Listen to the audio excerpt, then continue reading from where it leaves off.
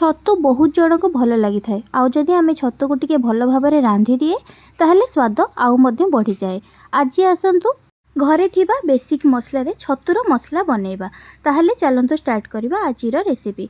प्रथमे छतु को नेइकिरी मोइठारे काटी नउची टिके बड़ साइज रखिकिरी छतु को काटी नेबे। मोइठारे पाळ छतु नेइची आपण पाळ छतु बदल रे जदि बटम छतु नउछंती मध्य ताहाकु मध्य एही प्रोसेस रे बनै परिबे। छतु को जदि टिके बड़ साइज रखी काटी नउछंती ताहले खाइबा पई तरकारी रे भल लागि थाए। सेतिमे छतु को टिके बड़ साइज रखी काटी नेबे। एबे सबुतक छतु काटी नबा परे ताको गोटे बड़ खोला जगार मुझे किसी पानी नहीं एवं पानी रे गोटे चामच हलदी देकिरी सेथिरे छतु को दे देइची। 10 रु 15 मिनिट पर्यंत छतु को मु हलदी पानी रे रखी देकिरी एबे गोटे कड़ाई गरम करी नेइची एवं सेथिरे 2 चामच सोरिष तेल देइची। तेल गरम हो सारिबा परे 2टी मीडियम साइज रो आलू को नेइकिरी देखि पारुथिबे एही परि भाबरे छोट छोट करिकिरी टिके काटी नेइची। आलूर साइज छतुर तरकारी पई टिके साइज छोट रखिबे। मोइठारे टिके आलूर साइज को छोट रखिकिरी काटी नेइथिली ताको धोईकिरी मध्य रखी नेइथिली। एबे सेही आलू को कड़ाई रे देइकिरी भाजी नउची। आलूर कलर टिके गोल्डन कलर हेइ जिबा पर्यंत आमे आलू को भाजी नबा। एबे आलूर कलर देखि पारुथिबे टिके गोल्डन कलर हेइ आसीची। एबे एही समय रे ही आलू को काढिकिरी रखि नउची। आपण माने वीडियोटी को आरंभ रु शेष पर्यंत देखंतु। जदि वीडियोटी भल लागिबो ताहले लाइक सहित शेयर करि नेबे। आउ जदि मो चैनल रे नुआ थिबे ताहले सब्सक्राइब करि नेबे। सब्सक्राइब करिबा सहित पाखरे थिबा छोटो बेल आइकन को क्लिक कर देबे जहा द्वारा मु नेक्स्ट जहा भी वीडियो अपलोड करबी ताहार नोटिफिकेशन आपन फोन को आसी जिवो एवं आपण जाई वीडियोटी को देखि परिबे। आलू को काढी नबा परे सेही कड़ाई रे छतु को देइकिरी भाजी नउची। जेते बेले पानी रो छतु को मु छाणी थिली हाथ को टिके हल्का रखिकिरी छतु को छाणिबे जहा द्वारा छतु बेसी नरम हेइ जीवनी एवं गोटा गोटा मध्य रहिबो। छतु को कड़ाई रे देइकिरी जेतिकी स्वाद अनुसार छतु पई जेतिकी हळदी लूण दरकार सेही हिसाब रे हळदी लूण देबे। मोइठारे गोटे चामच हळदी गोटे चामच लूण देइकिरी छतु को गोळेई नउची। एबे छतु को भाजीबा समय रे सेथिरु पानी बहुत बाहरिबो सेति पई गैस को मु हाई फ्लेम रे रखिकिरी गोळेई नउची। किछि समय पर्यंत गैस को हाई फ्लेम रे रखिकिरी छतु को भाजी नबा द्वारा तार पानी सब कमी जाइकिरी हमर छतु मध्य भल भाबरे भाजी हेइ गलानी।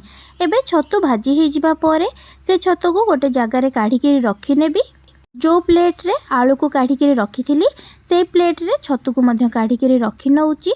आपण माने वीडियोटी को आरंभ रु शेष पर्यंत गोटे थर देखंतु। जदि वीडियोटी भल लागिबो ताहले लाइक सहित शेयर निश्चय करिवे एवं कमेंट सेक्शन रे मध्य निश्चय जणैबे। छतु बहुत जन पसंद करती आउ जो माने नॉन वेज बेसी खाओंतिनी किंबा वेजिटेरियन जो माने से माने तो छतु बहुत पसंद करती। आउ आपण माने गोटे थर एही परि भाबरे बनै करी देखंतु। आशा करिबि कि निश्चय आपन को भल लागिबो। एबे छतु को काढी करी रखि नबा परे सेही कड़ाई रे आउ किछि सोरिष तेल देइची। मोइठारे सोरिष तेल 3 चामच बड़ चामच रे 3 चामच जेतिकी हबो सेतिकी सोरिष तेल देइची। तेल गरम हेइ सारिबा परे सेथिरे गोटे तेजपत्र को खंड करी पकेई नेइथिली एवं गोटे बड़ साइज रो पियाज को छोट छोट करी काटी नेइथिली। आपण गोटे बड़ साइज रो पियाज किंबा मीडियम साइज रो 2टी पियाज मध्ये नेइ परिबे। ताको एही भली भाबरे छोट छोट चुना चुना करी काटी नेइथिली। एबे कड़ाई रे से पियाज को देकिरी भाजी नउची। पियाज रो कलर जो पर्यंत गोल्डन कलर न हेइची सेही पर्यंत भाजी नबा। एबे पियाज रो कलर टिके गोल्डन कलर हेइ आसिलानी। एबे मु गोटे मिक्सचर रे गोटे खंड अदा एवं सेथिरे किछि रसुण ता सहित गोटे मीडियम साइज रो टमाटो को नेकिरी बाटी नेइथिली। एबे सेही बाटी थिबा बाटना को पियाज सहित देइकिरी गोळेई नेबी। पियाज सहित देई सारिबा परे 2 रु 3 मिनिट पर्यंत गैस को मीडियम फ्लेम रे रखिकिरी गोळेई नबा जहा द्वारा रसुण एवं अदा रे थिबा कंचा बास्ना टिके कमी जिवो। सेतिमे 2 रु 3 मिनिट पर्यंत टिके भाजी नबा परे मु एबे जो बाटना रे बाटी थिली सेथिरे अल्प टिके पानी देइकिरी मध्य सेही पानी को मध्य मैथिरे देई देइची। आपण माने बहुत थर छतुर तरकारी बनै थिबे। गोटे थर एही उपाय रे बनांतु। एही छतुर तरकारी आपण भात हेउ किंबा रोटी कोउथिरे भी खाइबा पई भल लागिबो। गोटे थर बनांतु एवं केमती लागुची मो सहित कमेंट सेक्शन रे निश्चय शेयर करिवे। 2 रु 3 मिनिट पर्यंत गोळेई नबा परे सेथिरे मो स्वाद अनुसार लूण देइची। ମୁଁ ପ୍ରଥମରୁ ଯେତେବେଳେ ଛତୁ ଭାଜିଥିଲି ସେଇ ଟାଇମ୍ରେ ମଧ୍ୟ ମୁଁ ଲୁଣ ଦେଇଥିଲି ଛତୁ ପାଇଁ। ଏବେ ଯେଉଁ ଲୁଣ ଦେଉଛି ତରକାରୀରେ ଯେତିକି ଦରକାର ସେଥିପାଇଁ ଦେଉଛି। ଆପଣ ସ୍ୱାଦ ଅନୁସାରେ ଯେତିକି ଲୁଣ ଦରକାର ସେହି ହିସାବରେ ଦେବେ। ଲୁଣ ପରେ ହଳଦୀ ଦେଇକରି ସେଥିରେ କିଛି ଗୁଣ୍ଡ ମସଲା ଯେମିତିକି ଜିରା ଗୁଣ୍ଡ, ଧନିଆ ଗୁଣ୍ଡ ଏବଂ ତା ସହିତ 1 ଚାମଚ ମୁଁ ଚିକେନ୍ ମସଲା ମଧ୍ୟ ଦେଇଛି। ସବୁ ମସଲା ଦେଇସାରିବା ପରେ ତାକୁ ଗୋଳେଇ ନେଇଛି। ଯଦି ମସଲା ଟିକେ ଶୁଖିଲା ଲାଗିବ ଆପଣଙ୍କୁ ତାହେଲେ ଆପଣ ଟିକେ ପାଣି ଦେଇକରି ମଧ୍ୟ କଷି ନେବେ ଏବଂ ପାଣି ଦେଇକରି ମଝିରେ ଗ୍ୟାସ୍କୁ ସ୍ଲୋ ଫ୍ଲେମ୍ରେ ରଖିକିରି ମଝିରେ ମଝିରେ ଗୋଟେ ଥର ଲେଖା ଗୋଳେଇ ନେଉଥିବେ। 10ରୁ 15 ମିନିଟ୍ ଏହି ଭାବରେ ମସଲାକୁ କଷି ନେବେ। ମସଲା ଯେତେ ବେଶୀ ଟାଇମ୍ କଷିବେ ତାର ତରକାରୀର ଟେଷ୍ଟ ସେତେ ଭଲ ଆସିବ। ଯେଉଁ ପର୍ଯ୍ୟନ୍ତ ମସଲାରୁ ତେଲ ଅଲଗା ନ ହେଇଛି ସେହି ପର୍ଯ୍ୟନ୍ତ ଆମେ ମସଲାକୁ କଷି ନେବା। ଗ୍ୟାସ୍କୁ ସ୍ଲୋ ଫ୍ଲେମ୍ରେ ରଖିକିରି ମସଲାକୁ କଷିବେ ଏବଂ ପ୍ରତି 1ରୁ 2 ମିନିଟ୍ ଭିତରେ ଗୋଟେ ଥର ଲେଖା ଗୋଳେଇ ନେଉଥିବେ। ନହେଲେ ମସଲା କଡ଼େଇରେ ଲାଗିଯାଇପାରେ କିମ୍ବା ମସଲା ପୋଡ଼ିଯାଇ ମଧ୍ୟ ପାରେ, ସେଥିପାଇଁ ଗୋଳେଇ ନେବେ।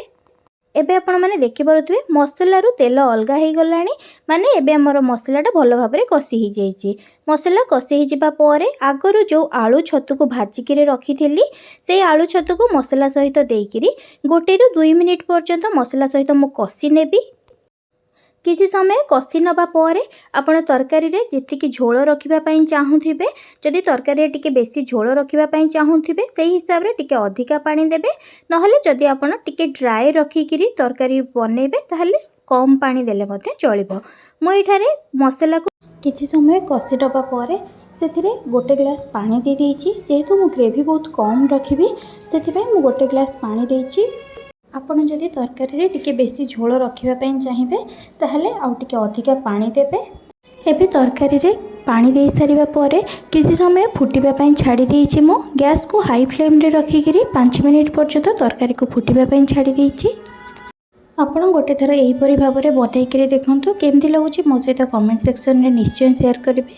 ଆଉ ଯଦି ଭିଡ଼ିଓଟି ଆପଣଙ୍କୁ ଭଲ ଲାଗିଥିବ ତାହେଲେ ଲାଇକ୍ ସହିତ ସେୟାର ବି ମଧ୍ୟ କରିନେବେ। ସେୟାର କରିବା ସହିତ ଯଦି ମୋ ଚ୍ୟାନେଲରେ ନୂଆ ଥିବେ ତାହେଲେ ସବସ୍କ୍ରାଇବ୍ ମଧ୍ୟ କରିନେବେ। ସବସ୍କ୍ରାଇବ୍ କରିବା ସହିତ ପାଖରେ ଥିବା ଛୋଟ ବେଲ୍ ଆଇକନ୍କୁ କ୍ଲିକ୍ କରିଦେବେ, ଯାହାଦ୍ୱାରା ମୁଁ ନେକ୍ସଟ ଯାହା ବି ଭିଡ଼ିଓ ଅପଲୋଡ଼ କରିବି ତାହାର ନୋଟିଫିକେସନ୍ ଆପଣଙ୍କ ଫୋନ୍କୁ ଆସିଯିବ ଏବଂ ଆପଣ ଯାଇ ଭିଡ଼ିଓଟିକୁ ଦେଖିପାରିବେ। ଏବେ ତରକାରୀରୁ ସବୁ ଝୋଳ କମିଯାଇଛି।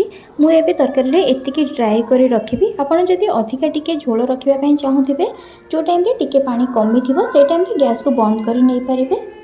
ଏବେ ଆମର ଛତୁ ତରକାରୀ ହେଇକିରି ରେଡ଼ି ହେଇଗଲାଣି। ଆପଣମାନେ ମଧ୍ୟ ଏହିପରି ଭାବରେ ଗୋଟେ ଥର ବନାନ୍ତୁ। ଆଶା କରୁଛି କି ଭିଡ଼ିଓଟି ଆପଣଙ୍କୁ ଭଲ ଲାଗିଥିବ। ଯଦି ଭଲ ଲାଗିଥିବ ଲାଇକ୍ ସହିତ ସେୟାର ନିଶ୍ଚୟ କରିଦେବେ। ରହୁଛି, ନମସ୍କାର, ଧନ୍ୟବାଦ।